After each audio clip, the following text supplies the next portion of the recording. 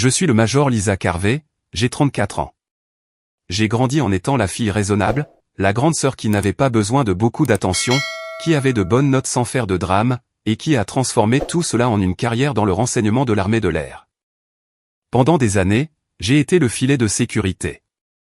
Je restais éveillé pour finir les projets scolaires de ma sœur, j'avançais l'argent de son loyer, je me portais garante pour son premier bail, et je ramassais les pots cassés, à chaque fois que sa vie partait en vrille.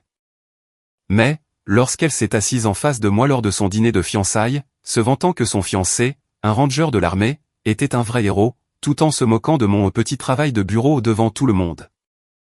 Pour ensuite le voir se figer à la vue de l'insigne de mon unité et se retourner contre elle, j'ai fait un choix. Un choix qui a tout changé. Avez-vous déjà été rabaissé, humilié, ou pris pour acquis, par quelqu'un que vous souteniez discrètement depuis des années? Si c'est le cas, racontez-moi votre histoire dans les commentaires. Vous n'êtes pas seul. Avant de me plonger dans ce qui s'est réellement passé cette nuit-là, dites-moi d'où vous regardez cette vidéo. Et, si vous avez un jour dû vous défendre, après avoir été poussé à bout, cliquez sur j'aime et abonnez-vous, pour découvrir d'autres histoires vraies, sur l'art de fixer des limites et de reprendre confiance en soi. Ce qui a suivi ce dîner nous a tous surpris. J'ai grandi en étant la fille stable. La grande sœur qui n'attirait pas l'attention, qui obtenait de bons résultats sans faire d'histoire, et qui aidait bien plus qu'elle ne demandait d'aide. Maya était différente. Bruyante, charmante, toujours au centre de l'attention, dans n'importe quelle pièce où elle entrait. Nos parents nous aimaient toutes les deux, mais ils s'inquiétaient davantage pour elle. Je crois que c'est pour cela que j'ai commencé à prendre soin d'elle, très tôt. Cela me semblait tout simplement naturel. Quand elle oubliait que son projet de science était à rendre, je restais debout avec elle, pour fabriquer un volcan. Quand elle avait besoin d'argent pour l'essence au lycée, je partageais ma paie de la supérette. Quand elle pleurait à cause de ses petits amis, ou de ses drames amicaux, je l'écoutais pendant des heures.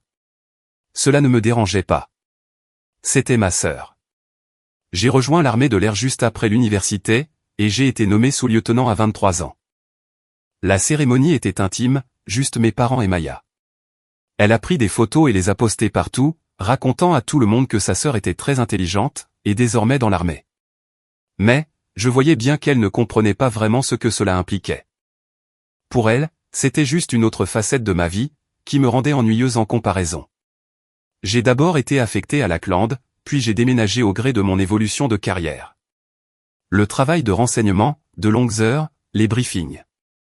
Je ne pouvais pas parler des déploiements, qui tombaient avec seulement 2 semaines de préavis. J'envoyais de l'argent à la maison, quand Maya n'arrivait pas à payer son loyer. Je me suis porté caution pour son premier appartement. Quand sa voiture a rendu l'âme, je l'ai aidé à acheter une Honda d'occasion. Pendant ces années-là, elle m'appelait souvent quand elle avait besoin de quelque chose, ou parfois, juste pour se plaindre de son travail, ou de son dernier petit ami. Elle ne me posait presque jamais de questions sur mon métier. Quand j'essayais de lui expliquer, son regard se voilait. Ça a l'air tellement technique, disait-elle. Je ne pourrais jamais faire un truc pareil. Je suis passé premier lieutenant à 25 ans, puis capitaine à 29. Chaque promotion s'accompagnait de nouvelles responsabilités, d'habilitation de sécurité supérieure, et de plus de choses dont je ne pouvais pas parler au téléphone. Mon mentor, le colonel Dana Whitmore, m'a pris à part, après que j'ai reçu mes galons de capitaine. Vous faites du bon travail, Carvey, m'a-t-elle dit. Mais, vous devez arrêter de laisser les gens vous sous-estimer, même votre propre famille. À l'époque, je n'avais pas compris ce qu'elle voulait dire. Je pensais simplement être serviable. Maya enchaînait les emplois comme elle traversait la vie, de manière rapide et instable. Elle travaillait dans la vente au détail pendant 6 mois, puis démissionnait pour s'essayer à la gestion de restaurants. Elle parlait de reprendre ses études, puis décidait que ça n'en valait pas la peine. Je continuais à l'aider quand elle le demandait. Je payais ses factures quand elle était à court, et je lui prêtais de l'argent, qui se transformait en dons, car réclamer un remboursement me semblait mesquin.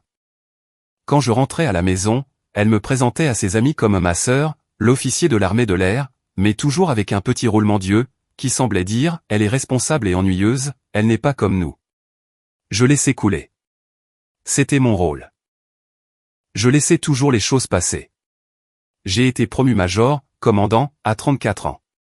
Officier supérieur. Dans mon monde, cela signifiait quelque chose. Des années de travail, des commissions de sélection très compétitives, des postes de direction. J'ai appelé Maya pour lui annoncer la nouvelle. C'est cool, m'a-t-elle répondu. Et, je peux te demander un truc? Il me manque un peu d'argent, pour l'acompte de ce voyage que j'ai réservé. Et je lui ai envoyé les fonds. Elle ne m'a jamais félicité. Le déséquilibre avait toujours été là. Je l'ai compris plus tard. Je donnais du temps, de l'argent, de la stabilité, de la patience. En retour, elle m'offrait des critiques, déguisées en taquinerie, des suppositions sur ma vie, et des histoires où je n'étais qu'un simple personnage secondaire. Mais elle était ma sœur, et je me persuadais que c'était ainsi que fonctionnait une famille. Le colonel Whitmore voyait les choses autrement. Nous prenions un café, après un long briefing, et j'ai mentionné Maya de façon désinvolte, quelque chose à propos de l'aider à déménager, encore une fois. Vous parlez d'elle comme si elle était à votre charge, a remarqué Whitmore. C'est ma sœur. Elle a aussi 32 ans.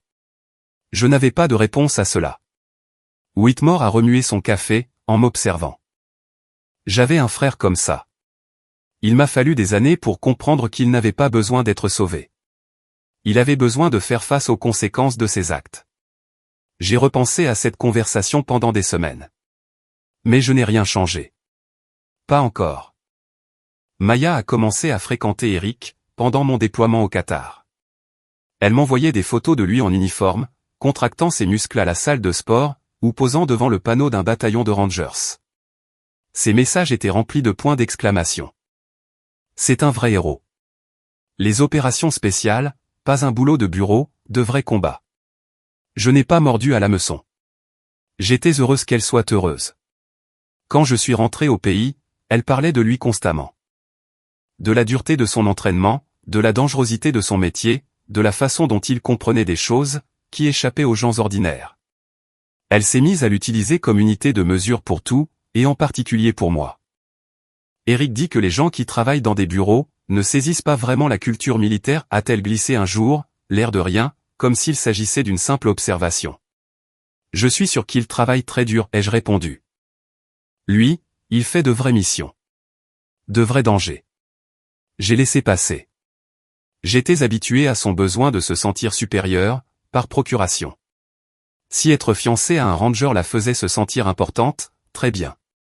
Cela ne me coûtait rien. Eric lui-même était plutôt poli. La première fois que nous nous sommes rencontrés, ce fut une visite brève, des poignées de main, des banalités. Il m'a appelé madame, de cette manière automatique qu'ont les soldats du rang avec les officiers. Je voyais bien qu'il supposait que j'étais dans l'administration, ou les ressources humaines, quelque chose de sûr et de bureaucratique. Maya ne l'a pas corrigé. Je n'ai pas pris la peine de le faire non plus. Plus leur relation avançait, plus elle insistait lourdement sur cette distinction. Lors des dîners de famille, elle orientait les conversations vers les déploiements d'Eric, ses cycles d'entraînement, son vrai service. Puis, elle me jetait un regard, avec ce petit sourire en coin. Le travail de Lisa est important, lui aussi. C'est juste, tu sais, différent. Notre mère essayait d'arrondir les angles. Vous servez tous les deux. C'est ça qui compte. Mais Maya avait établi sa hiérarchie, et elle trônait au sommet. Lorsque j'ai été sélectionné pour un poste très convoité dans le renseignement, et que j'ai commencé à me préparer pour les commissions du grade de lieutenant-colonel, Maya n'en a même pas tenu compte. Elle était trop occupée à organiser sa fête de fiançailles. Je lui ai acheté un cadeau onéreux, un ensemble de cristaux qu'elle convoitait depuis longtemps. J'ai également couvert discrètement une partie de la compte du traiteur, lorsqu'elle s'est retrouvée à découvert. Tu me sauves la vie, m'a-t-elle dit. Puis, à peine une heure plus tard, Eric dit que les officiers comme toi, ne voient jamais la vraie action. Mais je suis sûr que tu fais aussi des trucs importants. J'ai senti quelque chose basculer en moi à ce moment-là. Pas de la colère, juste une grande lucidité. J'ai commencé à remarquer le schéma répétitif. Comment elle n'appelait que lorsqu'elle avait besoin de quelque chose. Comment chaque conversation finissait irrémédiablement par elle, ou par Eric. Comment ma carrière, et ma vie, n'étaient pour elle qu'un bruit de fond. J'en ai touché un mot à Whitmore, lors de l'un de nos entretiens réguliers. Elle a toujours été comme ça, ai-je dit.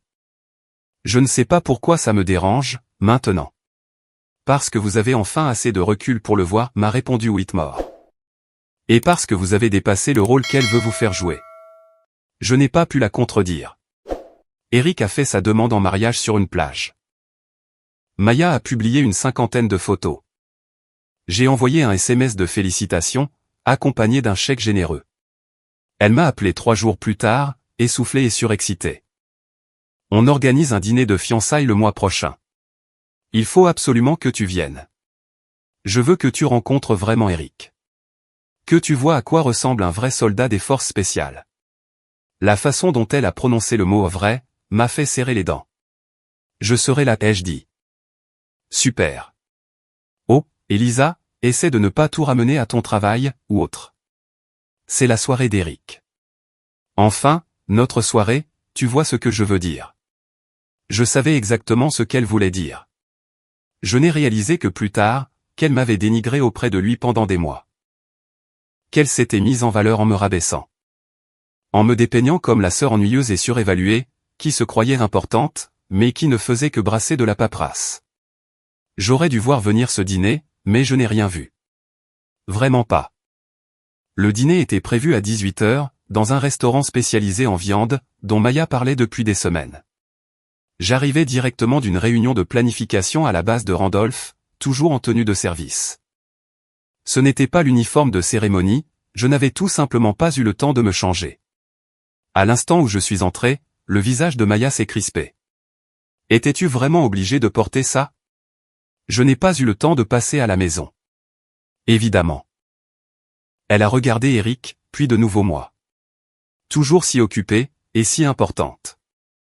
J'ai ignoré l'agressivité dans sa voix, et je les ai suivis jusqu'à la table. Nos parents étaient déjà assis, l'air mal à l'aise. Ils avaient appris à naviguer entre les humeurs de Maya, mais ce soir-là, l'ambiance semblait différente. Plus tranchante. Eric s'est levé quand je me suis approché, poli, la poignée de main ferme. Mon commandant. Heureux de vous revoir. Eric. Maya est intervenue, avant même qu'il ne puisse répondre. Eric revient tout juste d'un cycle d'entraînement. Un truc de rangée à Fort Bénin, très intense. Ça a l'air exigeant, ai-je remarqué. Ça l'est, a affirmé Maya, répondant à sa place.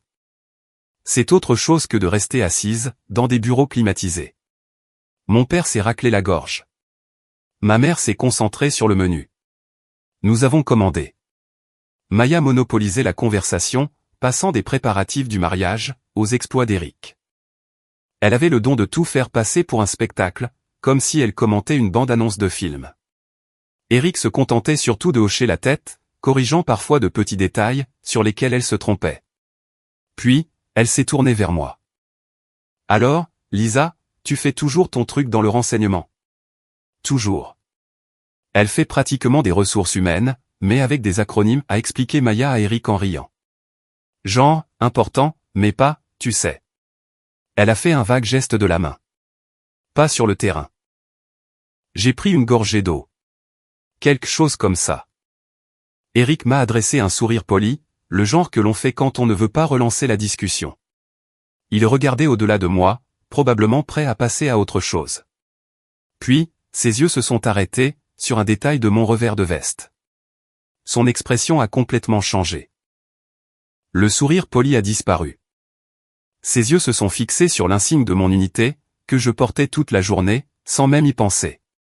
Il était petit, discret, le genre de choses que la plupart des gens ne remarqueraient pas. Mais Eric, lui, l'a remarqué. Il s'est figé. Où avez-vous eu ça? Sa voix avait changé. Elle était devenue calme, concentrée. J'ai baissé les yeux sur l'insigne. Je l'ai mérité. Il a pâli à vue d'œil. Il a légèrement reculé sa chaise, me dévisageant comme s'il me voyait pour la toute première fois. Maya a ri, confuse. Quoi? Ce n'est qu'un pins. Eric, qu'y a-t-il? Lisa. Il l'a coupé, la voix tendue. Arrête de parler. Elle a cligné des yeux. Pardon? Il ne l'a même pas regardé.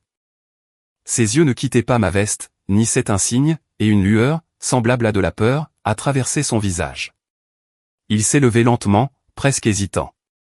Sais-tu qui elle est? a-t-il lancé à Maya, d'une voix blanche. Le visage de Maya s'est empourpré.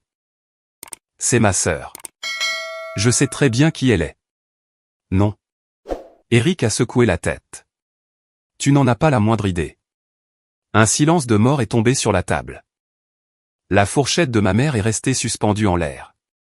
La main de mon père s'est crispée sur son verre. La voix de Maya s'est élevée, sur la défensive. Eric, qu'est-ce que tu fais? Elle est dans le renseignement de l'armée de l'air. Elle n'est pas. Elle n'est pas quoi? Le ton d'Eric était devenu tranchant. Presque en colère. Tu n'as pas arrêté de me dire qu'elle ne faisait que brasser du papier, qu'elle ne faisait rien de concret. Mais elle ne fait rien. Le visage de Maya était écarlate. Elle est assise derrière un bureau. Eric a fini par la regarder, et l'expression sur son visage oscillait entre l'incrédulité et la déception. Tu ne sais absolument pas de quoi tu parles. Il s'est de nouveau tourné vers moi, et son attitude a radicalement changé. Plus droit, plus formel, respectueux, d'une manière qui semblait presque militaire. Mon commandant, je vous présente mes excuses. Je n'avais pas réalisé. Il s'est interrompu, a dégluti. Je ne savais pas. J'ai gardé une voix égale. Ce n'est rien, Eric. Ce n'est pas rien. Il a de nouveau regardé Maya, et sa voix a baissé d'un ton. Sais-tu ce que signifie cet insigne? Le regard de Maya allait de l'un à l'autre, son assurance se fissurant. C'est juste. Ce n'est pas juste n'importe quoi.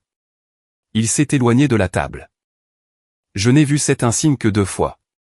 Une fois, sur un officier de briefing, avant une opération classifiée.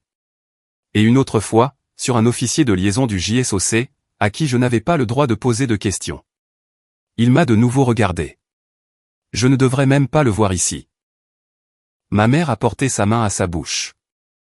Maya me fixait, son expression se transformant en quelque chose de laid. Tu fais ça exprès. Je ne fais rien du tout. Si. Sa voix s'est brisée. Tu essaies de gâcher ma soirée. Tu ne supportes pas qu'Eric soit quelqu'un d'important, alors il faut que tu fasses quoi? Que tu abuses de ton grade? À mon propre dîner de fiançailles? Je suis restée assise, parfaitement calme. Je n'ai pas dit un mot, Maya. Tu n'en as pas eu besoin. Elle était debout, à présent, tremblante. Tu as porté cet uniforme. Tu as porté ce stupide pins. Tu voulais que ça arrive. C'est faux. Oh que si. Elle s'est tournée vers Eric, désespérée. Dis-lui. Dis-lui qu'elle en fait des tonnes. Mais Eric ne la regardait plus. Il me fixait toujours, la mâchoire serrée, les poings fermés le long du corps. Je ne peux pas épouser quelqu'un qui manque de respect à un membre des forces armées de cette façon, a-t-il dit doucement. Le visage de Maya est devenu livide. Quoi? Tu m'as menti sur elle. Sur ce qu'elle fait. Je n'ai pas menti. Si, tu as menti. Sa voix était désormais glaciale. Et pour moi, c'est terminé. Il a attrapé sa veste, et a quitté le restaurant. Le restaurant semblait soudain beaucoup trop silencieux. Mes parents étaient pétrifiés. Maya se tenait là, tremblante, le visage déformé par la rage et l'humiliation. Puis, elle s'est retournée contre moi. C'est de ta faute. Je me suis levé lentement, attrapant mon sac. Je vais y aller. Évidemment, tu pars. Tu as eu ce que tu voulais. J'ai plongé mon regard dans le sien. Je n'ai jamais voulu rien de tout cela. Menteuse. Je suis passé devant elle. Mon père a voulu me retenir par le bras, mais j'ai secoué la tête. Je ne me faisais pas confiance pour prendre la parole. Dehors, l'air était frais. Je suis resté longtemps assise dans ma voiture, les mains sur le volant, respirant lentement. Mon téléphone a vibré. Un message de Maya. J'espère que tu es contente. Je l'ai supprimé. Puis un autre. Tu as toujours été jalouse de moi. J'ai éteint mon téléphone. J'ai conduit jusqu'à chez moi, en silence. Le poids de cette soirée tombait sur moi comme un brouillard. Je ne me sentais pas victorieuse. Je ne me sentais pas justifiée. Je me sentais juste épuisé. Maya a appelé le lendemain matin à 6 heures. J'ai laissé sonner jusqu'au répondeur. Elle a rappelé à 7 heures, puis à 8 heures. À 9 heures, j'avais 12 appels en absence. J'ai écouté le premier message vocal. Il faut que tu arranges ça. Rappelle-moi. Le deuxième était plus colérique. Je n'arrive pas à croire que tu me fasses ça, après tout ce que j'ai fait pour toi. Le troisième était presque incohérent. Eric ne répond pas à mes appels. C'est de ta faute. Tu as tout manigancé. Tu l'avais prévu. Je les ai tous effacés. Je suis allé travailler. J'ai assisté à des briefings, passé en revue des rapports de renseignement, et je suis resté tard, pour terminer une évaluation des menaces. J'ai laissé mon téléphone en silencieux. En rentrant chez moi, j'avais 17 appels en absence de plus. Des SMS remplissaient mon écran. Tu me dois bien ça. La famille ne fait pas des choses pareilles. Tu détruis ma vie. Je me suis assise sur mon canapé, fixant les messages. Une partie de moi voulait répondre, pour m'expliquer, pour lui faire comprendre. Mais la plus grande partie, celle qui grandissait en moi depuis des mois, savait que cela ne servirait à rien. Elle ne voulait pas comprendre. Elle voulait que je règle le problème. Que je fasse revenir Eric, pour restaurer cette version de la réalité, où elle était spéciale, et où je n'étais rien. J'ai pensé à appeler le colonel Whitmore. Mais je n'avais plus besoin de ses conseils. Je savais déjà ce que je devais faire. J'ai ouvert un nouveau message pour Maya. Je ne vais pas rentrer dans ce jeu-là. Quand tu seras prête à avoir une conversation calme, je serai là. Mais je refuse d'être ton bouc émissaire. Je l'ai envoyé. Puis, j'ai mis son numéro en sourdine. 2 jours plus tard, ma mère m'a appelé. Chérie, Maya va vraiment très mal. Je sais.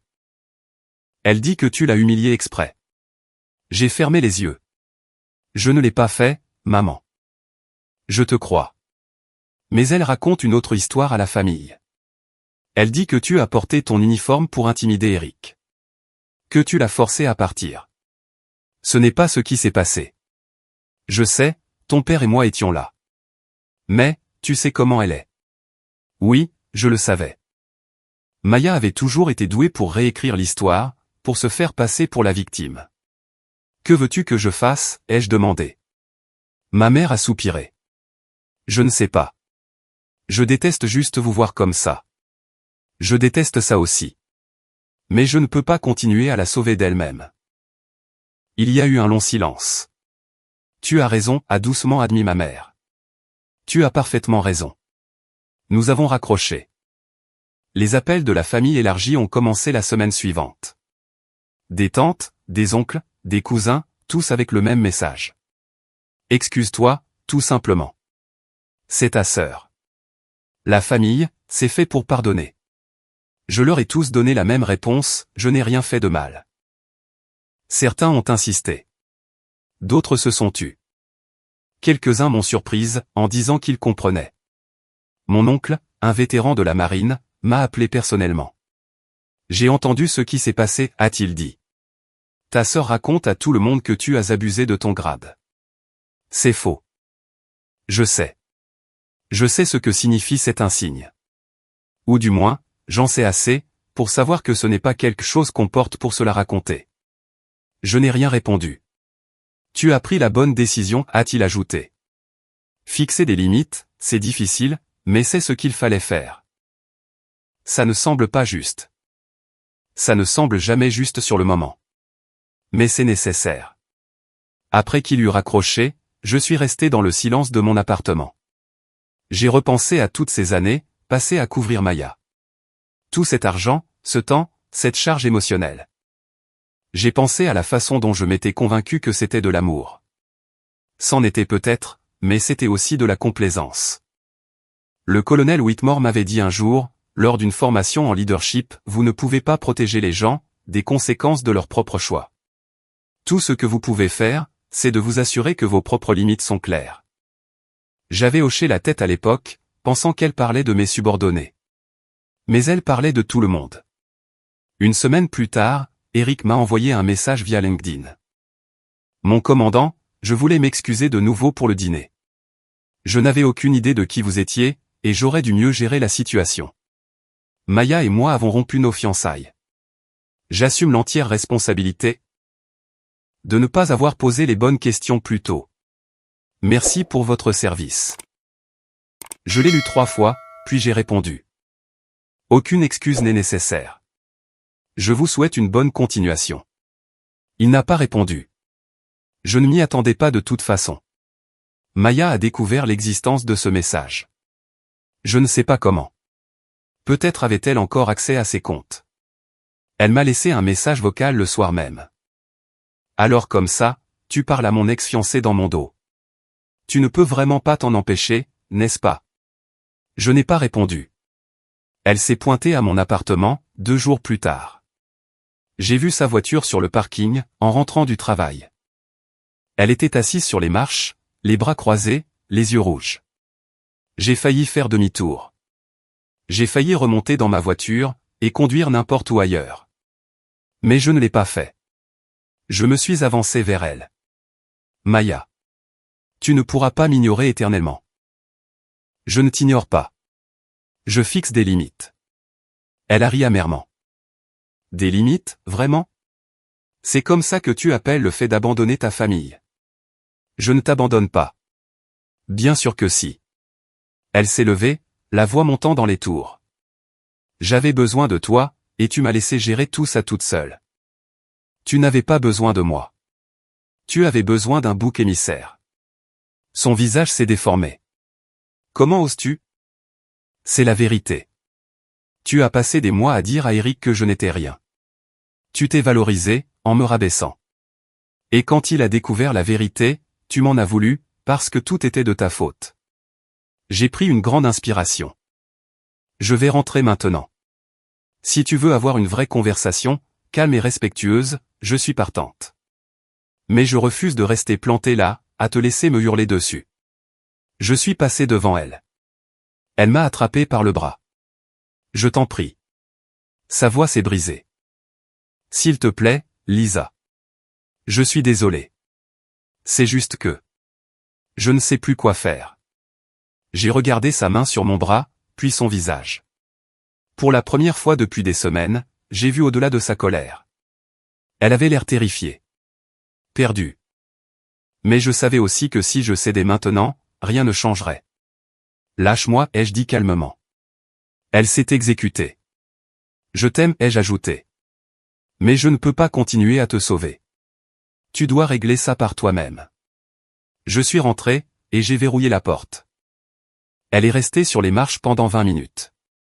Je l'ai observée par la fenêtre. Puis, elle est montée dans sa voiture et est partie. Je n'ai plus eu de ses nouvelles pendant 3 mois. Le travail est devenu mon ancrage. Je me suis jeté à corps perdu dans les cycles de renseignement, les briefings, et la planification opérationnelle, qui remplissaient mes journées, et souvent mes nuits.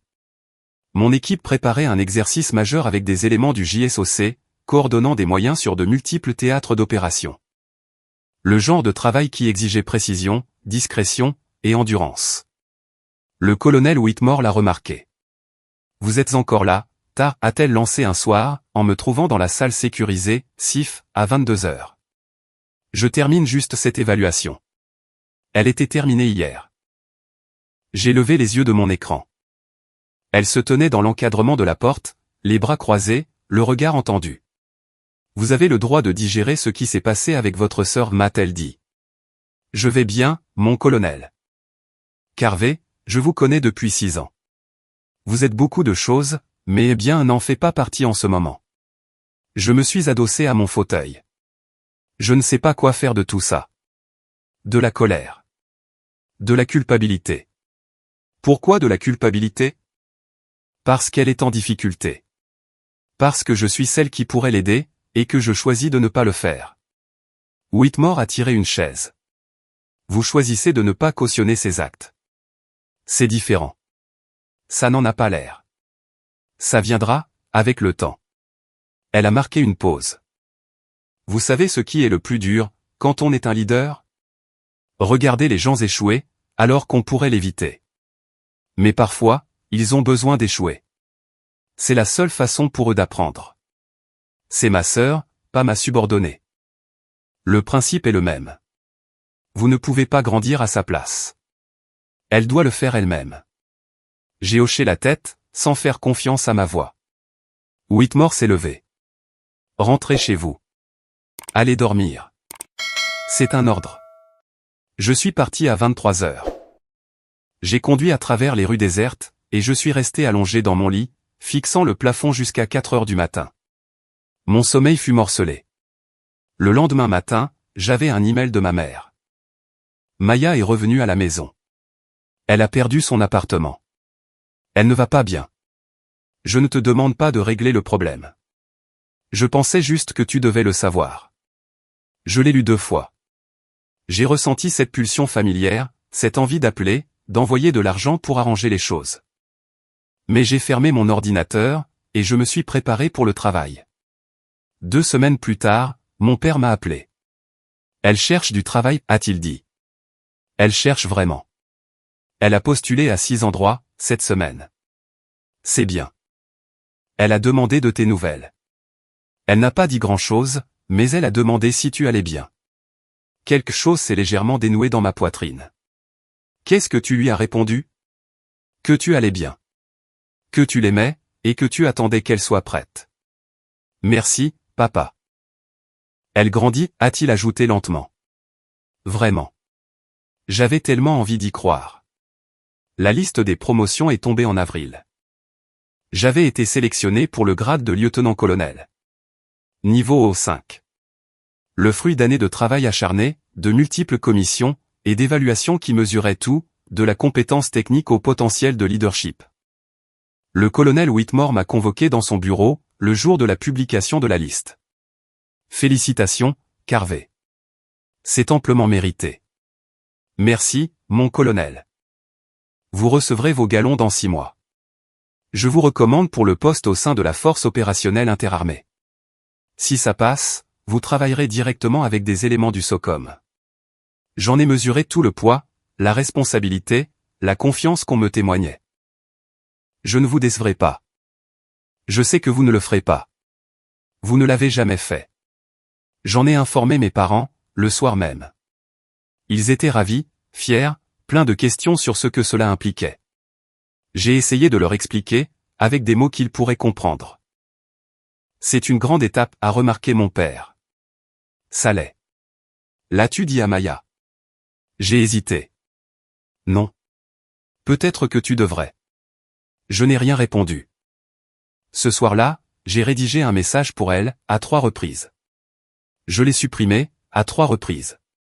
Finalement, j'ai juste envoyé un mot tout simple. Je suis passé lieutenant-colonel. Je pensais que tu devais le savoir. Elle n'a pas répondu pendant 2 jours. Puis, enfin, félicitations. Juste un mot. Pas d'émoji, rien d'autre. Mais c'était déjà ça. Je n'ai pas insisté. L'été est arrivé. J'ai pris mes nouvelles fonctions, et j'ai commencé à travailler avec des équipes, que je ne côtoyais jusqu'alors qu'à distance. Le travail était intense, classifié, et profondément satisfaisant. J'y excellais, j'étais même plus que doué. J'ai acheté une maison, petite, mais c'était la mienne. Je l'ai décorée lentement, délibérément, sans me presser. J'avais un jardin, pour la première fois depuis que j'avais quitté le domicile familial. J'ai planté des tomates et des herbes aromatiques, des choses qui demandent de la patience et des soins. Ma mère m'envoyait des photos de Maya. Elle avait décroché un emploi dans une agence de marketing. Un poste de débutante, mais stable. Elle s'était coupé les cheveux. Elle paraissait plus mince, fatiguée, mais concentrée. Elle a changé, m'écrivait ma mère. Plus calme, plus sérieuse. J'étudiais les photos, essayant de retrouver la sœur avec qui j'avais grandi, celle qui avait besoin de moi, celle que j'avais protégée. Elle ressemblait à une inconnue. En août, mon oncle m'a invité à un barbecue familial. J'ai failli refuser. Trop de risques de drame, trop d'opinions divergentes. Mais il a insisté. Maya sera là, m'a-t-il dit. Mais il y aura aussi 20 autres personnes. Tu pourras gérer la situation. J'y suis allé. Elle était dans le jardin à mon arrivée, en train de discuter avec un cousin. Elle m'a vu immédiatement. Nos regards se sont croisés à travers la pelouse. Elle n'a pas souri, mais elle n'a pas détourné les yeux non plus. J'ai hoché la tête. Elle m'a rendu mon signe. Nous ne nous sommes pas parlé pendant la première heure. J'ai aidé ma tante à installer les tables, j'ai discuté avec des cousins que je n'avais pas vus depuis des années, et j'ai soigneusement évité le coin où Maya se tenait, avec un petit groupe. Puis, vers 17 heures, elle s'est approchée. Salut. Salut. Nous sommes restés plantés là, maladroite, l'espace entre nous rempli par des mois de silence. Tu as l'air en forme, a-t-elle fini par dire. Pour la maison, maman m'a dit.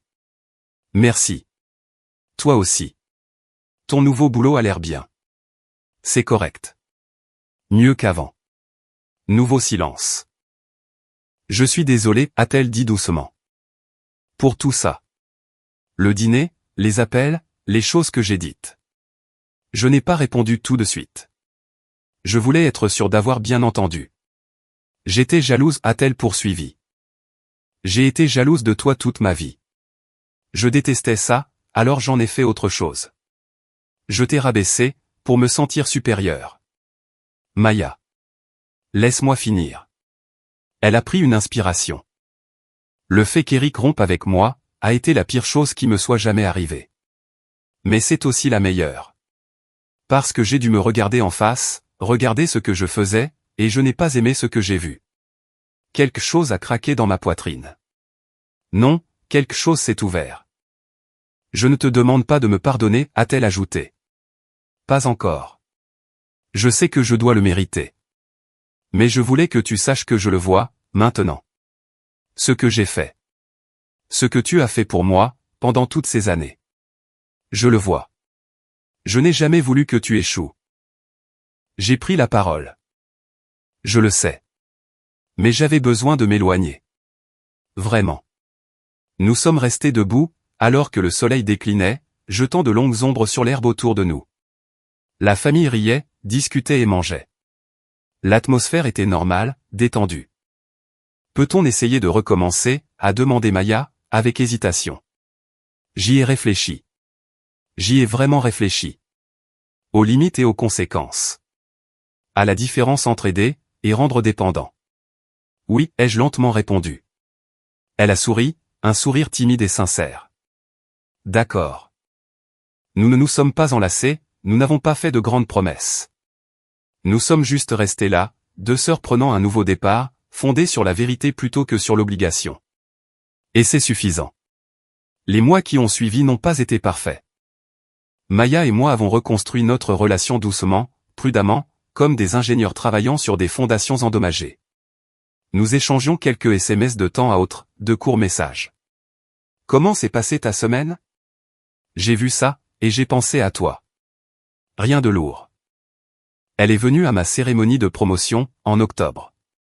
Elle est restée au fond, avec nos parents, me regardant recevoir mes galons de lieutenant-colonel. Après coup, elle m'a prise dans ses bras. Je suis vraiment fier de toi, a-t-elle murmuré. Merci. Je le pense vraiment. Je sais que je ne te l'ai jamais dit avant, mais c'est vrai. Je l'ai toujours été. Je ne savais juste pas comment l'accepter. Je lui ai serré l'épaule. Je sais. Nous sommes allés déjeuner juste après, toutes les deux. Assises dans un petit café près de la base, nous avons discuté comme des adultes. Elle m'a parlé de son travail, des campagnes de publicité qu'elle aidait à concevoir. Elle m'a posé des questions sur le mien. Et quand je lui ai répondu que je ne pouvais pas aborder la majorité des sujets, elle a hoché la tête. L'insigne, m'a-t-elle demandé. Celui du dîner. Peux-tu me dire ce qu'il signifie, maintenant? Pas vraiment. C'est classifié? C'est compliqué. Elle a souri. C'est tout à fait toi, ça. Comment ça? Tu as toujours été quelqu'un de complexe. De profonde. Je ne pouvais juste pas le voir, parce que j'étais trop occupé, à tout ramener à moi. J'ai bu une gorgée de mon café. Nous étions toutes les deux jeunes. Nous apprenons encore. Tu es généreuse. Je suis honnête. Elle m'a longuement regardé. Je n'ai plus besoin d'être sauvé, désormais. Je veux que tu le saches. Je me débrouille. Je le vois bien. Mais j'ai toujours besoin de ma sœur. Si tu le veux bien. Je le veux bien. Nous avons partagé l'addition. C'est elle qui a insisté. C'était un détail, mais il avait son importance. Au cours des mois suivants, nous avons trouvé notre rythme. Un café une fois par mois. Des appels téléphoniques, qui ne tournaient plus autour de crises existentielles. Des conversations où nous parlions et écoutions toutes les deux. Elle m'a parlé d'un garçon qu'elle fréquentait. C'était décontracté, sans pression, sans grande déclaration. Je lui ai parlé des frustrations liées à la bureaucratie militaire, du moins des parties que je pouvais partager. Elle n'a plus jamais demandé d'argent. Lorsqu'elle traversait une période difficile, elle s'en sortait par elle-même. Lorsqu'elle réussissait, elle le partageait, sans avoir besoin de ma validation. Un soir de décembre, elle m'a appelé en larmes. « Qu'est-ce qui ne va pas ?» ai-je demandé, me tendant déjà. « Rien. Il n'y a rien de mal. Je viens juste d'être promu chef d'équipe. Et je voulais te l'annoncer. » J'ai souri. « C'est génial, Maya. Je sais. Je n'arrive pas à y croire. Moi, diriger des gens. Tu en es tout à fait capable. Je suis terrifié. Ça prouve que ça te tient à cœur. C'est une bonne chose. » Elle a ri, à travers ses larmes. « Depuis quand es-tu devenu si sage ? » Je ne le suis pas. Je suis juste plus âgé. Eh bien, ça te réussit. Nous avons parlé pendant 1 heure du leadership, du poids des responsabilités, du syndrome de l'imposteur. Des sentiments que j'avais moi-même éprouvés, lorsque j'avais dirigé mes premières équipes. Elle m'écoutait, comme si je lui apprenais véritablement quelque chose. Après avoir raccroché, je suis resté dans le silence de ma maison, et j'ai ressenti quelque chose que je n'avais pas éprouvé depuis des années. La paix. Noël est arrivé. Toute la famille s'est réunie, dans la maison de nos parents. Maya et moi avons cuisiné ensemble.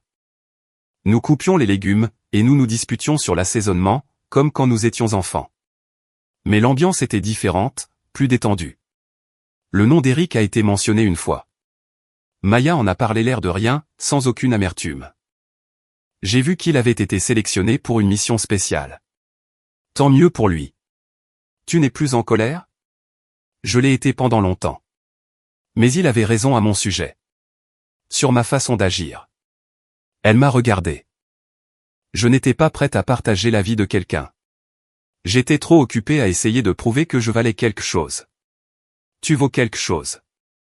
Je le sais maintenant. Mais il a fallu que je l'apprenne par moi-même. Ce soir-là, après le dîner, Maya m'a prise à part. Je t'ai acheté quelque chose. Elle m'a tendu une petite boîte. À l'intérieur, se trouvait un bracelet en argent, simple et élégant. Ce n'est pas très cher, s'est-elle empressée d'ajouter. Mais je voulais t'offrir quelque chose de vrai. Quelque chose qui n'avait rien à voir avec le fait d'avoir besoin de toi. Je l'ai mis à mon poignet. Il est parfait. Il y a une gravure. J'ai regardé de plus près, à l'intérieur du bracelet. Constante, forte, sœur. Ma gorge s'est serrée. Maya. Je sais que nous sommes encore en train de chercher nos marques, mais je veux que tu saches que je te vois, maintenant. Je te vois vraiment. Je l'ai serré fort dans mes bras. C'est vrai. Je t'aime, ai-je murmuré. Je t'aime aussi. Le printemps a apporté de nouvelles affectations, de nouveaux défis. J'ai intégré mon poste au sein de la force opérationnelle interarmée. Je travaillais sur des opérations qui impliquaient toutes les branches de l'armée, toutes les spécialités.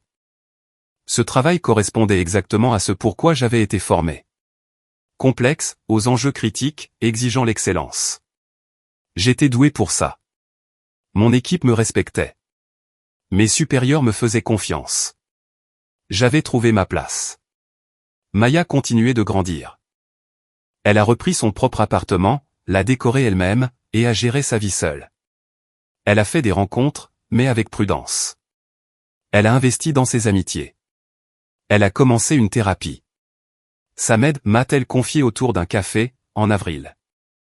Je commence à comprendre pourquoi j'avais un tel besoin de validation externe.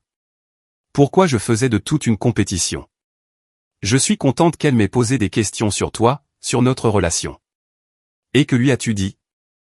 Que je l'avais presque détruite. Que je t'avais considérée comme acquise. Que tu as dû t'éloigner, pour que je puisse me retrouver. J'ai remué mon latte. Et qu'a-t-elle répondu? Elle a dit que parfois, la chose la plus affectueuse que l'on puisse faire, c'est de refuser de participer à une relation dysfonctionnelle. Elle a l'air intelligente. Elle l'est. Elle m'a aussi dit que je devais faire amende honorable. Pas seulement m'excuser, mais changer de comportement. Te prouver par mes actes que je suis différente. Tu le es déjà. Mais je veux continuer à l'être. Je ne veux pas retomber dans mes travers. Tu ne le feras pas. Comment le sais-tu? Parce que tu en as conscience maintenant. C'est déjà la moitié de la bataille de gagner. Elle a souri. Regarde-toi, avec tes airs de grande sage. En juin, j'ai reçu mes ordres pour un déploiement temporaire. 4 mois. Lieu classifié, communication limitée. Je l'ai annoncé à Maya pendant le dîner. 4 mois. Peut-être moins. Tout dépend de l'opération. Elle a hoché lentement la tête. Seras-tu en sécurité? Aussi en sécurité que possible. Ça n'a rien de rassurant. C'est honnête.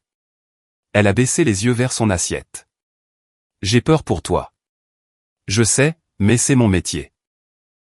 Je le sais aussi. Elle a planté ses yeux dans les miens. Je suis fier de toi. Je sais que je l'ai déjà dit, mais j'ai besoin de le répéter. Ce que tu fais a de l'importance. Et je suis désolé de ne l'avoir jamais vu. Merci. M'écriras-tu? Même si tu ne peux pas dire où tu es, ou quand je pourrai te répondre. Promis. Ça me suffit. J'ai été déployé en juillet. Le travail était intense. Les horaires étaient brutaux, et les enjeux bien réels. Mais j'étais exactement là où je devais être, faisant très précisément ce pourquoi j'avais été formé. J'envoyais des cartes postales à Maya quand je le pouvais. Des paysages génériques, aucune localisation, de courts messages. Je pense à toi. J'espère que tu vas bien. Rien qui puisse compromettre la sécurité de l'opération. Elle les a toutes gardées. À mon retour, en octobre, elle m'attendait à l'aéroport avec nos parents. Elle m'a serré si fort dans ses bras, que je n'arrivais plus à respirer. Tu m'as manqué, a-t-elle soufflé. Toi aussi, tu m'as manqué. Nous sommes rentrés ensemble, parlant de tout et de rien. Elle m'a raconté sa promotion au poste de chef d'équipe senior. Elle m'a parlé de la campagne publicitaire qu'elle avait dirigée, et qui avait remporté un prix dans son secteur. Et de l'homme qu'elle fréquentait sérieusement, désormais. Il s'appelle Marcus. Il est professeur, dans une école primaire. Ça change de ton genre habituel. Je sais. C'est pour ça que je l'aime. Il est stable, gentil. Il n'a pas besoin que je sois autre chose que moi-même. J'aimerais bien le rencontrer. Vraiment? Vraiment. Elle a souri. Ça me ferait plaisir à moi aussi. Thanksgiving fut calme, en petit comité, juste la famille. Maya et Marcus sont venus. Ils correspondaient exactement à sa description, posé, gentil, sincèrement intéressé par les autres. Il m'a posé des questions sur mon travail, avec beaucoup de respect. Et il n'a pas insisté, lorsque j'ai esquivé le sujet. Maya parle souvent de vous, m'a-t-il dit, pendant que nous débarrassions la table. En bien, j'espère. Toujours. Elle dit que vous lui avez appris à quoi ressemble la véritable force. J'ai jeté un coup d'œil à Maya, de l'autre côté du salon. Elle riait avec notre mère, détendue et présente. Elle m'a appris des choses, à moi aussi, ai-je répondu. Comme quoi? Que les limites que l'on fixe ne sont pas des murs. Ce sont des ponts. Il faut juste les construire avec soin. Il a hoché la tête. Elle travaille dur là-dessus. Je le vois bien. Ce soir-là, alors que tout le monde partait, Maya m'a de nouveau prise à part. Merci de m'avoir donné une seconde chance. Tu l'as méritée. Et je vais continuer de la mériter, chaque jour. Je sais que tu le feras. Elle m'a prise dans ses bras. Je t'aime, Lisa. Je t'aime aussi. Le temps a suivi son cours. J'ai continué à gravir les échelons de ma carrière. J'ai été sélectionné pour des postes de développement, et on m'a confié des opérations de plus en plus complexes. Maya a bâti son propre succès, selon ses propres règles, sans avoir besoin de se comparer à qui que ce soit. Nous avions trouvé notre équilibre. Des sœurs, mais aussi des individus à part entière, connectés, mais sans dépendance affective. Un soir de janvier, près de 2 ans après ce fameux dîner qui avait tout changé, Maya m'a appelé. Je vais me marier avec Marcus. C'est vrai? Oui, il m'a fait sa demande hier soir. Une petite cérémonie, juste la famille, rien de grandiose.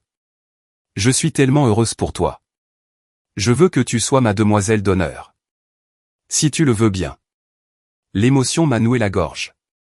J'en serais honoré. Je suis sérieuse. Pas parce que c'est la tradition, mais parce que je veux que tu sois là. Parce que tu es ma sœur, mon amie, et que je ne me vois pas faire ça sans toi. Alors je serai là. Le mariage a eu lieu en mai. Simple et intime, dans le jardin de mes parents. Maya portait une robe très sobre. Marcus a pleuré pendant ses vœux. Je me suis tenu aux côtés de ma sœur, et je l'ai regardé épouser quelqu'un qui la voyait vraiment, et qui l'aimait.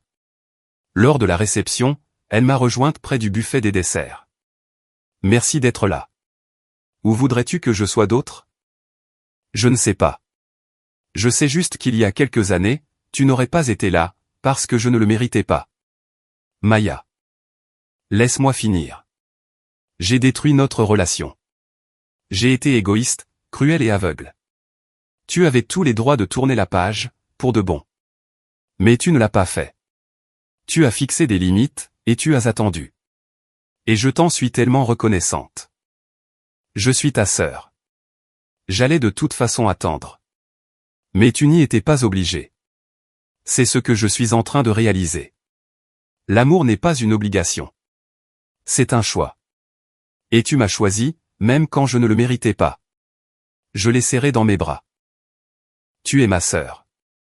Ça ne changera jamais. Je sais. Mais notre façon d'être sœur aujourd'hui est meilleure. Plus saine. C'est vrai. Elle s'est reculée, souriant à travers ses larmes.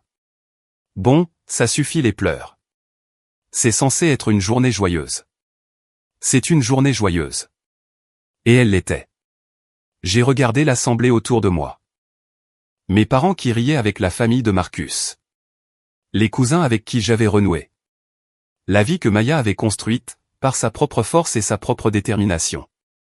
J'ai pensé à la femme que j'étais, lors de ce dîner, 2 ans plus tôt. Toujours en train de donner, de secourir, persuadée que l'amour consistait à se faire toute petite, pour que les autres puissent se sentir plus grands. J'ai pensé à l'insigne qu'Eric avait reconnu. Au travail que je faisais, et que la plupart des gens ne connaîtraient jamais. À la responsabilité que je portais, discrètement, sans faire de bruit. J'ai repensé aux mots du colonel Whitmore, certaines personnes ont besoin de croire que vous êtes insignifiante, pour pouvoir se sentir importante. Mais je n'étais pas insignifiante. Je ne l'avais jamais été. Et Maya n'avait plus besoin que je le sois. Le soleil s'est couché lentement sur le jardin, baignant tout le monde d'une lumière dorée. Maya dansait avec Marcus, riante et rayonnante. Notre mère essuyait une larme. Notre père apportait un toast. Je me tenais un peu en retrait, observant la scène. Présente, mais apaisée. Mon téléphone a vibré. Un message du colonel Whitmore. J'ai appris que votre sœur s'était mariée. Félicitations. Comment allez-vous? J'ai tapé ma réponse, bien. Vraiment bien. Parce que c'était le cas. La justice ne se fait pas toujours dans un rugissement. Parfois, elle s'invite à un dîner, arborant un simple insigne d'unité, et elle laisse la vérité faire son œuvre. Parfois, elle fixe des limites, et elle attend. Parfois, elle prend les traits de 2 sœurs, qui recommencent à zéro, sur des bases d'honnêteté plutôt que d'obligation. Parfois, elle ressemble à un pardon que l'on gagne, et non que l'on donne. Parfois, elle ressemble à une femme, qui comprend enfin que sa valeur n'a jamais été définie par ce qu'elle donnait aux autres. Mais par la stabilité qu'elle a su maintenir, pendant que les autres cherchaient qui ils étaient. J'ai fini ma coupe de champagne, et j'ai rejoint la fête. Non plus comme la sauveuse, la protectrice, ou celle qui arrangeait toujours tout. Juste Lisa. Le major Lisa Carvey, bientôt lieutenant-colonel. Sœur, officier, ami. C'était suffisant. Plus que suffisant. Exactement celle que j'avais toujours été censé être. 15 ans changent tout, et ne changent rien. J'ai 49 ans aujourd'hui. Je suis colonel à part entière, avec 26 ans de service. Niveau O6. Ce grade qui me semblait autrefois si inatteignable, réservé à des officiers qui semblaient évoluer dans une toute autre stratosphère. Mais me voilà, portant les aigles sur mes épaules, comme s'ils y avaient toujours eu leur place. Mon bureau au Pentagone offre une vue sur le Potomac. Ce n'est pas un bureau d'angle. Ceux-là sont pour les généraux. Mais il est respectable, et je l'ai mérité. Sur les murs sont accrochées des citations, des photos d'unité, et une unique photo encadrée, prise lors de ma cérémonie de promotion au grade de lieutenant-colonel. Maya se trouve à l'arrière-plan de cette photo. Elle est à peine visible, mais je sais qu'elle est là. Je bois mon café, à 6h30, quand mon assistant frappe à la porte. Mon colonel, votre rendez-vous de 7h est arrivé en avance. Faites-le entrer. Le capitaine Jason Mitchell entre, impeccable dans sa tenue de service, portant un épais dossier rempli de documents de briefing. Il est nerveux. Je le vois à sa posture, au léger tremblement de ses mains. C'est son premier briefing en solo, devant un officier supérieur. Détendez-vous, capitaine, lui dis-je. Je ne mords pas avant 8h. Il sourit, et une partie de la tension quitte ses épaules. Merci, mon colonel. Nous passons l'heure suivante à passer en revue les évaluations de renseignement, les matrices de menaces, et les exigences de coordination avec les éléments du SOCOM. Il est méticuleux, bien préparé, et pose des questions intelligentes. Il me rappelle ce que j'étais, à ce grade. Quand nous avons terminé, je referme le dossier. Bon travail. Vous êtes prêt pour le briefing général. Merci, mon colonel. Depuis combien de temps êtes-vous dans l'armée? 6 ans, mon colonel. Je suis passé par le ROTC. J'ai une famille, une femme, et une petite fille de 3 ans. Je hoche la tête. Ça devient plus difficile avant de devenir plus facile. Trouver l'équilibre. Mais c'est possible. Avez-vous eu à choisir, mon colonel? Entre votre carrière et votre famille? C'est une question audacieuse, mais je respecte le courage qu'il lui a fallu pour la poser. J'ai choisi la carrière, lui réponds-je, en toute franchise. Non pas parce que la famille n'était pas importante. Mais parce que c'était ma vocation. Le chemin de chacun est différent. Il acquiesce, assimilant la réponse. Rompez, capitaine. Il sort, et je me tourne vers mon ordinateur. Des emails de 3 agences différentes. Une demande pour mon avis, sur un comité de planification interarmée. Une invitation à une réunion, de la part du directeur adjoint. Le travail ne s'arrête jamais. J'ai appris à aimer cela. Mon téléphone vibre. Un SMS de Maya. Déjeuner cette semaine? Je suis à DC pour une conférence. Je souris, et je lui réponds, jeudi, 12h. Notre endroit habituel. Elle m'envoie un emoji pouce en l'air. Certaines choses ne changent jamais. Maya vit à Denver maintenant. Et ce, depuis 10 ans. Elle est vice-présidente marketing dans une entreprise technologique. Elle voyage constamment. Elle gagne bien plus d'argent que je n'en gagnerai jamais. Elle a épousé Marcus, il y a 16 ans. Ils ont 3 enfants, des jumeaux qui viennent d'avoir 14 ans, et une petite de 10 ans. Nous nous parlons toutes les semaines, principalement en appel vidéo. Elle me montre les projets scolaires de ses enfants, se plaint de la politique interne de son entreprise, et me demande des conseils, sur des sujets dont elle connaît déjà les réponses. Je lui raconte les parties de mon travail que je suis autorisé à partager. Je l'écoute vider son sac sur ses mauvais clients. Je lui rappelle de prendre des jours de congé. Nous avons construit une relation authentique, sur un pied d'égalité. Cela a pris des années, mais nous y sommes arrivés. Le jeudi arrive. Je quitte le Pentagone à 11h45. Je roule à travers Georgetown, pour rejoindre un petit restaurant italien, que Maya a découvert lors de sa dernière visite. Elle est déjà là quand j'arrive, assise à une table dans le coin, en train de faire défiler son téléphone. Elle se lève en me voyant, et nous nous prenons dans les bras, comme nous le faisons toujours désormais.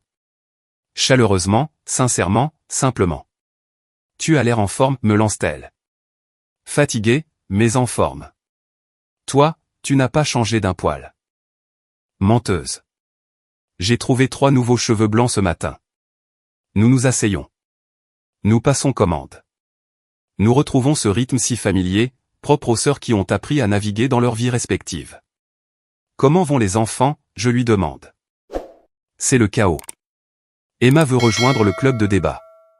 Ethan veut arrêter le foot. Riley veut un chiot. Tu vas prendre un chiot? Mon Dieu, non. Marcus est allergique, et j'ai à peine le temps de me nourrir moi-même. Je ris.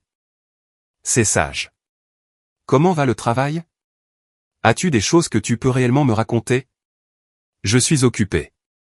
Nous coordonnons une initiative stratégique à long terme, avec plusieurs agences. C'est à peu près tout ce que je peux en dire. Ça a l'air important. Ça l'est. Elle boit une gorgée d'eau. Est-ce que tu penses parfois à la retraite? Parfois. Il me reste 4 ans avant d'atteindre mes 30 années de service. Après ça, je pourrais. Mais tu ne le feras pas. Probablement pas. Pas encore. Parce que tu aimes ça. Parce que je suis doué pour ça, et parce que ça a toujours son importance. Elle hoche la tête. Je comprends. Je ressens la même chose pour mon travail aujourd'hui. Il m'a fallu des années, mais j'ai enfin trouvé quelque chose qui me passionne. Je suis fier de toi. Je suis fier de toi, moi aussi. Elle marque une pause. En fait, c'est en partie pour cela que je voulais te voir. Je donne le discours d'ouverture à la conférence demain. Un discours sur le leadership, et sur la façon de surmonter les défis personnels. Et je voudrais parler de toi, de nous, si tu es d'accord avec ça. J'ai posé ma fourchette. Que veux-tu dire sur nous? Parler de la façon dont j'ai presque détruit notre relation, parce que je ne supportais pas ta réussite. De la façon dont tu as posé des limites, ce qui nous a sauvés toutes les deux.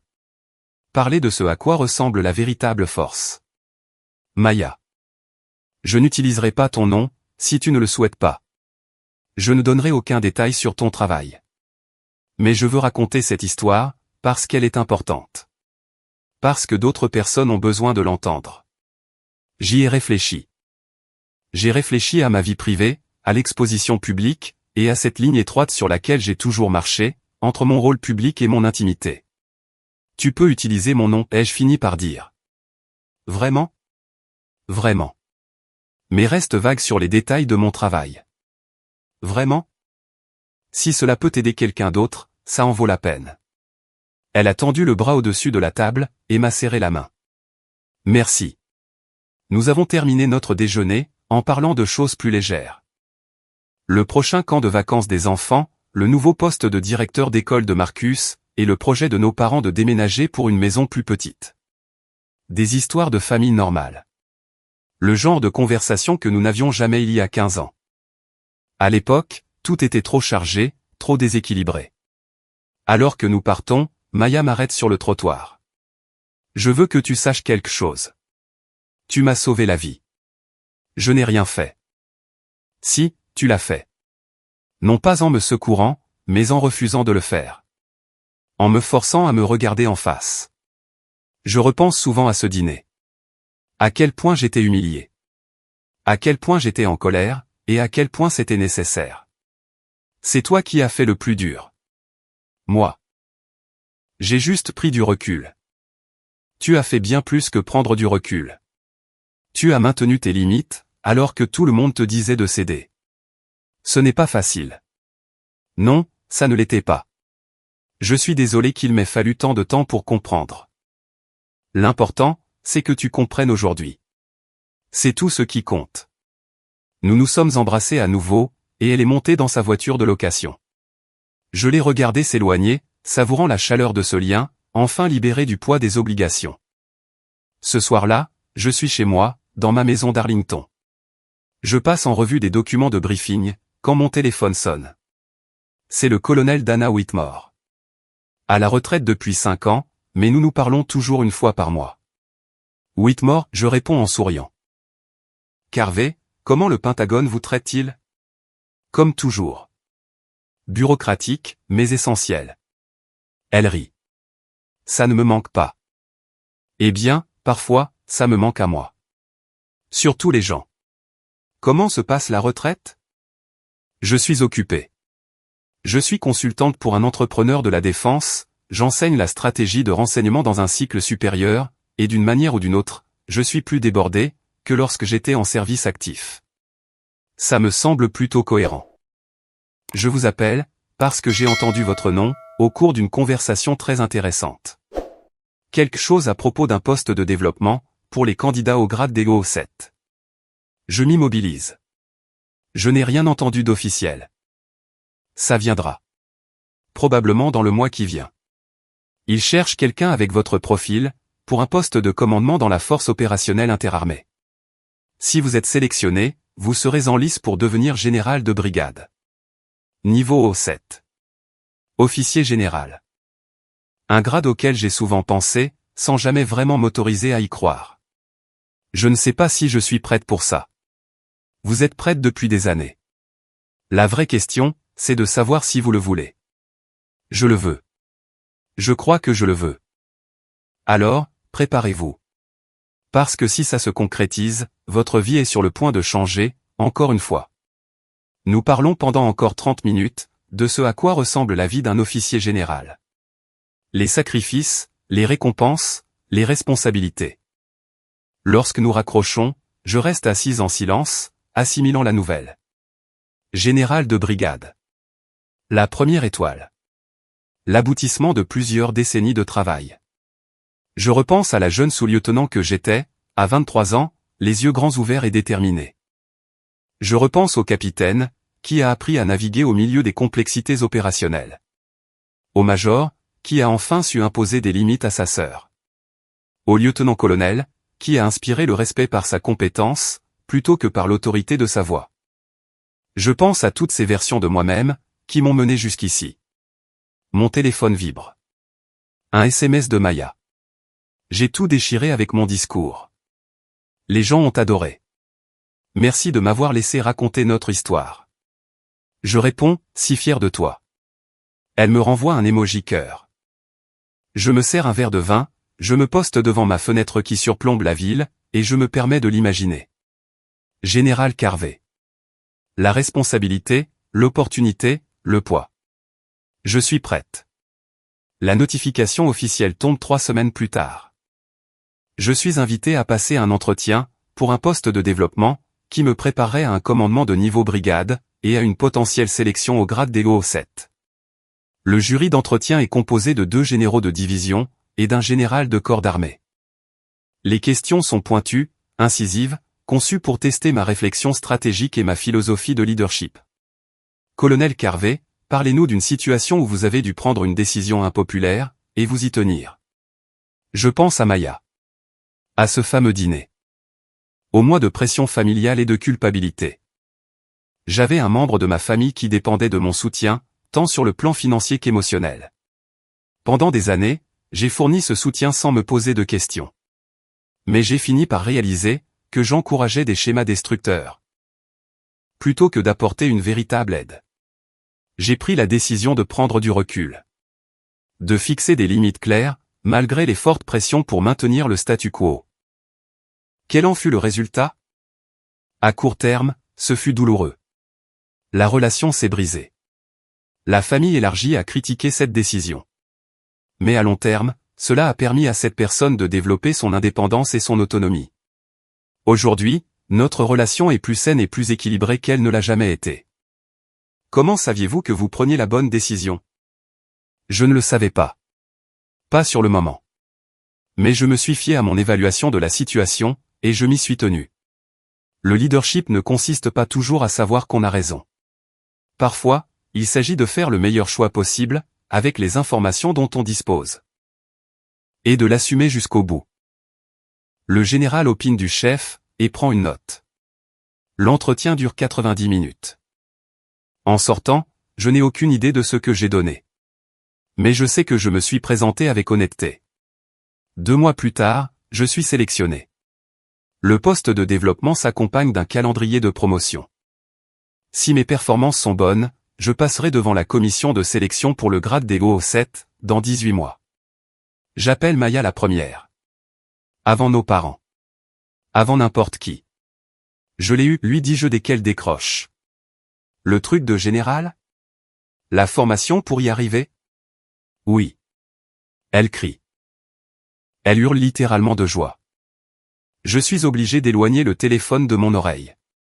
Oh mon Dieu, Lisa. C'est incroyable. Ce n'est pas encore gagné. Je dois encore.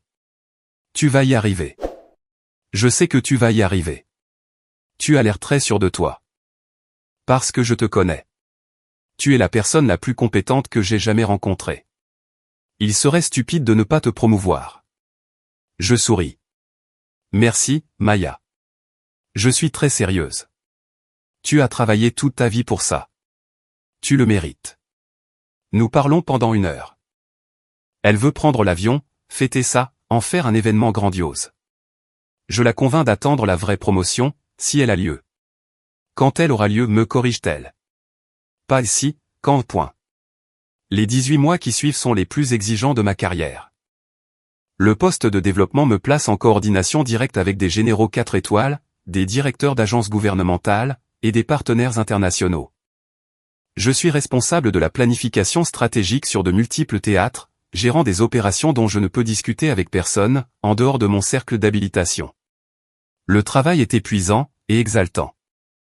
Je voyage sans arrêt, court déploiement, réunions stratégiques, séances de coordination. Je dors dans des hôtels et des quartiers militaires, je prends mes repas dans des CIF, je passe des heures en visioconférence, jonglant avec des fuseaux horaires que j'ai du mal à suivre. Maya m'envoie régulièrement des textos. N'oublie pas de manger, bois de l'eau. Tu assures. Marcus m'envoie des photos des enfants. Nos parents m'appellent chaque dimanche, que je puisse décrocher ou non. Je tiens bon grâce à mon travail, mais aussi grâce à la certitude d'avoir des gens qui tiennent à moi, sans exiger que je sois quelqu'un d'autre que moi-même. La commission des promotions se réunit en mars. Je ne connaîtrai pas les résultats avant plusieurs mois. Je continue mon travail, m'interdisant de trop espérer, ou de me projeter trop loin. En juin, je suis en pleine session de planification, quand mon assistant m'interrompt. Mon colonel, la générale souhaite vous voir. Je m'excuse, le cœur battant. Cela pourrait être n'importe quoi, mais le timing semble important. La lieutenant générale Morrison est assise derrière son bureau quand j'entre. Elle m'invite à m'asseoir. Colonel Carvey, félicitations. Vous avez été sélectionné pour être promu général de brigade. Tout devient silencieux. Puis très bruyant, puis de nouveau silencieux. Merci, mon général.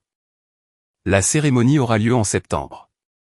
Vous prendrez le commandement de la brigade de renseignement interarmée, en octobre. Avez-vous des questions? Non, mon général. Je vous remercie pour cette opportunité. Vous l'avez mérité, Carvey.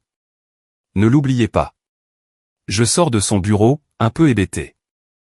Je retourne dans mon propre bureau, je ferme la porte, et je me contente de respirer. Général de brigade. J'y suis arrivé. J'appelle Maya avant les annonces officielles, avant les emails de félicitations, avant toute autre chose. Lorsqu'elle l'exige, en septembre, je viens. Nous venons tous. Marcus, les enfants, tout le monde. Tu n'es pas obligé, Lisa. Nous venons. Ça va se faire. Faites Y à l'idée. Je ris, les larmes aux yeux. D'accord. Vous venez. Et comment convient? La cérémonie de promotion se tient au Pentagone, par une matinée claire de septembre. La salle est pleine. Collègues, mentors, subordonnés, amis. Mes parents sont assis au premier rang, tous les deux en larmes, avant même que la cérémonie ne commence.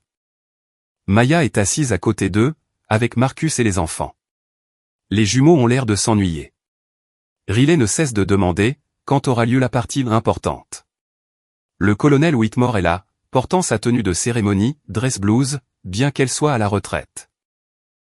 Elle capte mon regard, et hoche la tête. La lieutenante générale Morrison préside. La cérémonie est traditionnelle, formelle, précise. Mes états de service sont lus à voix haute. Déploiement, décoration, postes occupés.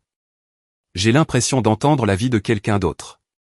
Puis, Maya et Marcus sont appelés sur l'estrade, pour épingler mes étoiles. Je ne savais pas que cela était prévu.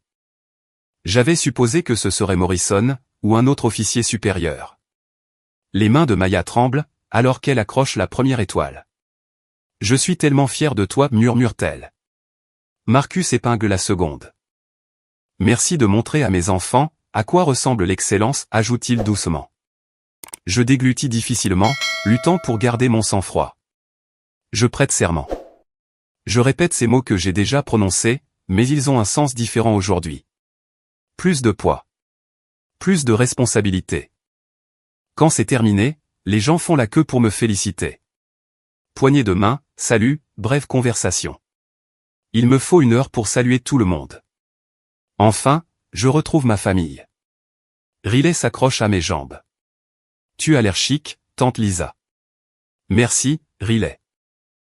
Emma, l'une des jumelles, scrute mes étoiles. Est-ce que ça veut dire que tu es vraiment importante maintenant? Ça veut dire que j'ai plus de responsabilités. Ethan, l'autre jumeau, a l'air sceptique. Mais, qu'est-ce que tu fais exactement? Maya éclate de rire. Ethan, n'interroge pas ta tante, à sa propre cérémonie de promotion. C'est bon, répondis-je.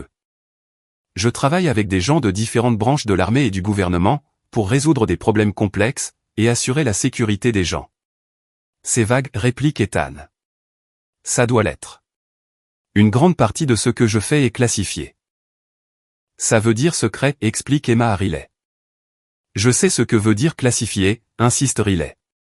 Je croise le regard de Maya. Elle sourit, les yeux brillants de larmes, de fierté et de joie. Nos parents prennent approximativement 1 millier de photos. Marcus organise une photo de famille. Maya se tient à mes côtés. Ni devant, ni derrière.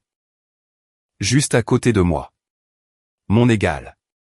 Ce soir-là, il y a une réception.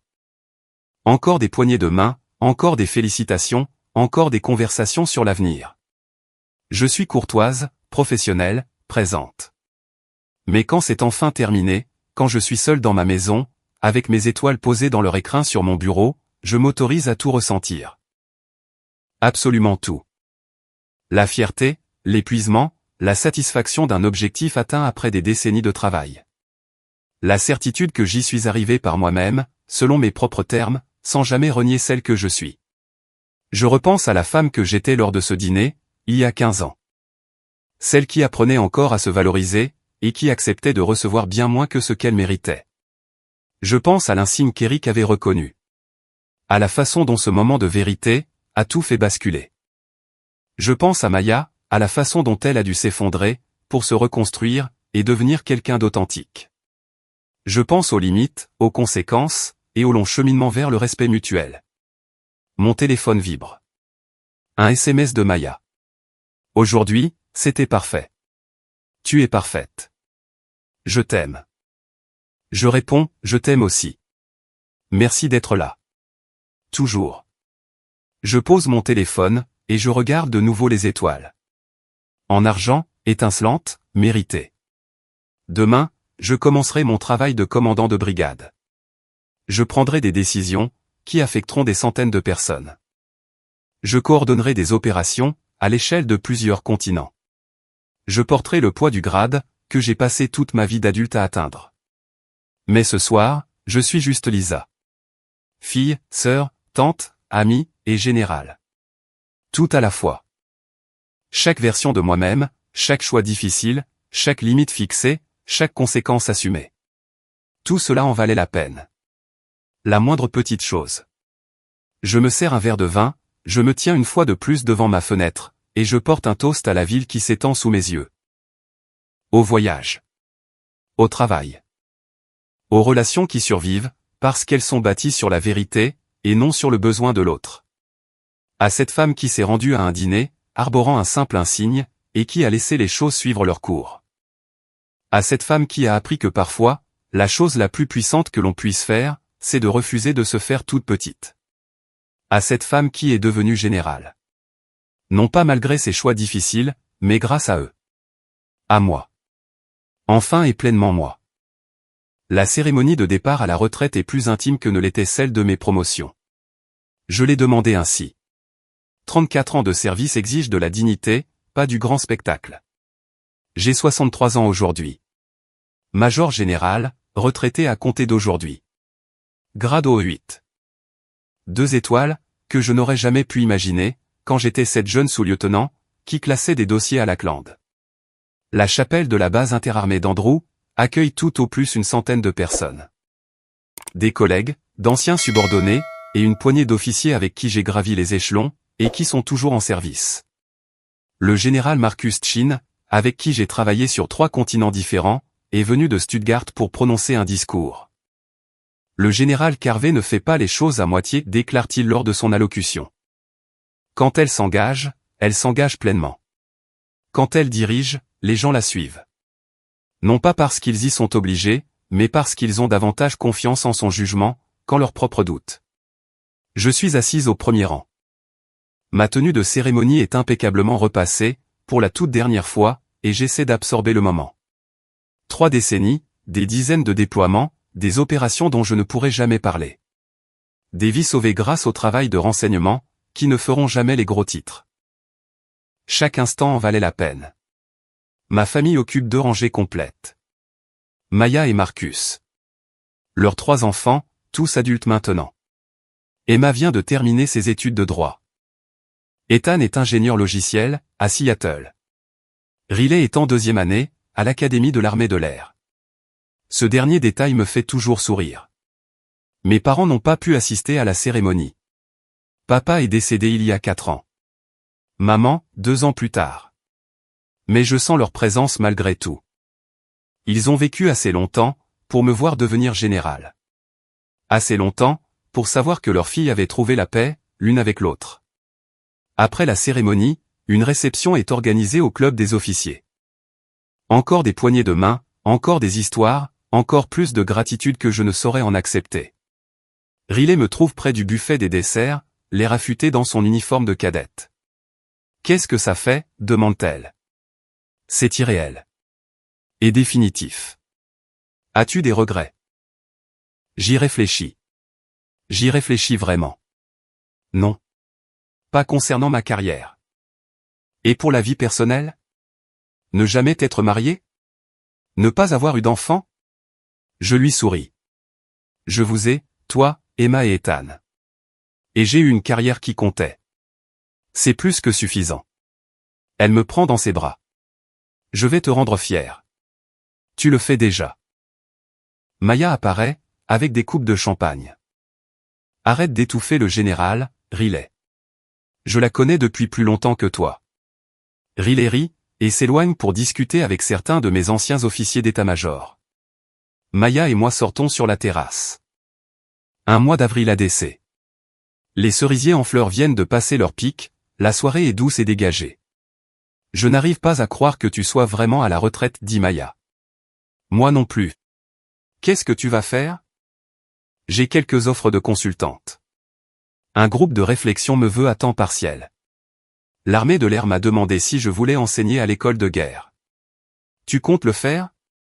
Peut-être? Un jour? Pour l'instant, je vais dormir pendant une semaine. Elle rit. Tu l'as bien mérité. Nous restons là, dans un silence confortable, regardant le soleil se coucher sur le Potomac. Te souviens-tu de ce dîner? Demande soudain Maya. Lequel? Tu sais très bien lequel. Celui avec Eric.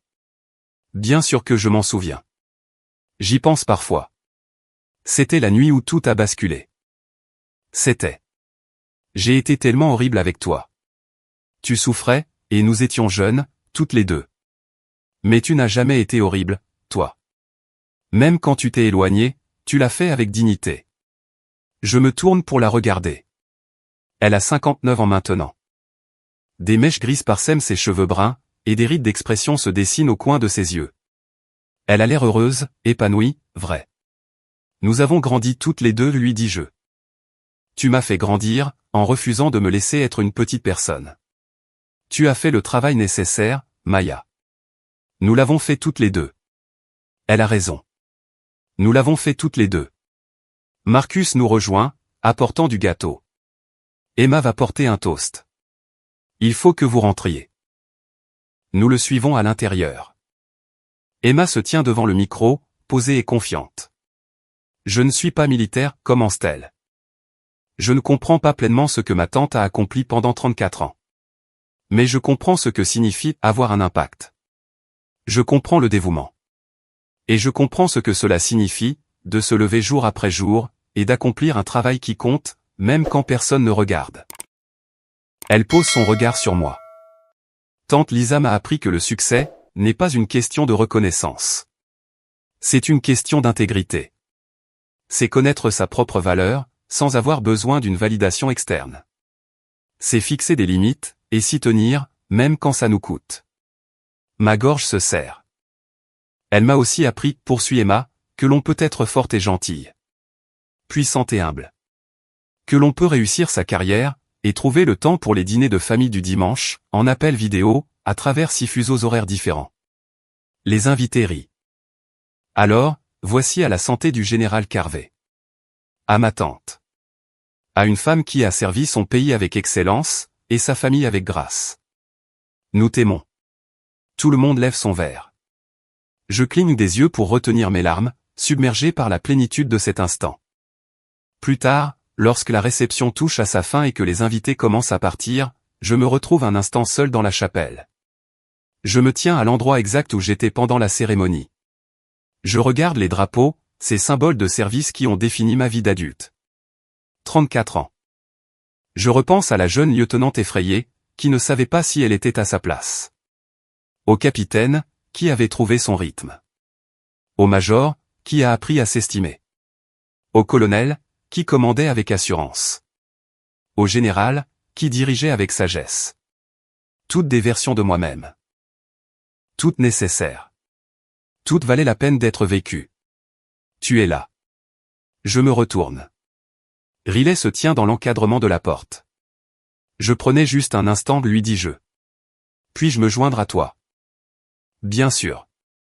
Elle s'assoit à côté de moi, sur le banc du premier rang. Je veux ce que tu as, dit-elle doucement. Qu'est-ce que j'ai? La paix, la clarté. La certitude que tu as fait quelque chose qui a compté. Tu l'auras. Mais cela prend du temps. Et il faut être prête à faire des choix difficiles. Comme quoi? Comme savoir quand imposer ses limites. Quand s'éloigner des situations qui te rabaissent. Quand rester, et te battre pour ce qui est juste. Comment fais-tu la différence? Tu t'écoutes. Ton vrai toi. Pas la version de toi-même qui veut plaire à tout le monde, ou éviter les conflits. Celle qui connaît ta propre valeur. Elle hoche lentement la tête. Maman m'a raconté ce qui s'est passé avec elle, il y a des années. Bien avant ma naissance. Vraiment? Elle a dit que tu l'as sauvée, en refusant de la sauver. Je souris. Ça ressemble bien à quelque chose qu'elle dirait. Elle a dit que c'était la chose la plus aimante que tu aies jamais faite. Nous nous sommes sauvés mutuellement. Juste de manière différente. Riley pose sa tête sur mon épaule. Je suis contente que tu sois plus disponible maintenant, pour les trucs de famille. Moi aussi. Nous restons assises là, tandis que la lumière décline. Une nièce. Une générale et une cadette. 2 femmes à des étapes différentes du même voyage. Finalement, nous rejoignons la famille. Maya organise les plans pour le dîner. Marcus regroupe tout le monde vers les voitures. Les enfants débattent pour savoir quel restaurant choisir. Normal, chaotique, parfait. Nous atterrissons dans un restaurant italien à Georgetown. Le même où Maya et moi avions l'habitude de nous retrouver, il y a des années. Nous occupons une longue table, 3 générations réunies, bruyantes, riantes et pleines de vie. Maya est assise à côté de moi, Marcus de l'autre côté. En face de nous, leurs enfants débattent de politique, de technologie, et de tout le reste. Mon beau-frère capte mon regard, et me sourit. Vous avez fait du bon travail, mon général, me lance-t-il. Nous l'avons tous fait, réplique-je. Après le dîner, Maya m'accompagne jusqu'à ma voiture. Et que se passe-t-il maintenant, demande-t-elle. Maintenant, je découvre qui je suis sans l'uniforme. Tu es Lisa. Tu as toujours été Lisa. Je sais. Mais ça fait longtemps, que Lisa n'a pas été seulement Lisa, et pas aussi lieutenant, capitaine, major, colonel, ou général. Elle est toujours là, au fond. Probablement heureuse d'avoir enfin de l'espace pour respirer. Je serre ma sœur dans mes bras. Merci d'être là. Pour tout ça. Où voudrais-tu que je sois d'autre? Je rentre chez moi, à travers les rues silencieuses, toujours dans ma tenue de cérémonie. 2 étoiles sur mes épaules, pour la dernière fois. Demain, je viderai mon bureau au Pentagone. Je trierai 3 décennies de souvenirs, de dossiers, et de décorations. Je rendrai mon badge, et je franchirai la porte en tant que civil, pour la première fois depuis l'âge de 23 ans. Mais ce soir, je suis toujours le général Carvet. Et je suis en paix avec mes choix, avec ma vie, avec les relations que j'ai construites, les limites que j'ai maintenues, et le travail que j'ai accompli. L'insigne qui a tout déclenché, celui qu'Éric avait reconnu il y a 30 ans, repose dans une boîte vitrée, dans mon bureau. Un rappel de ce moment, où la vérité a interrompu une fiction bien commode. Je le regarde parfois, et je me souviens de la femme que j'étais, de celle que je suis devenue, et du chemin parcouru entre les deux. Cela en valait la peine. Chaque conversation difficile. Chaque limite imposée. Chaque sacrifice. Tout en valait la peine.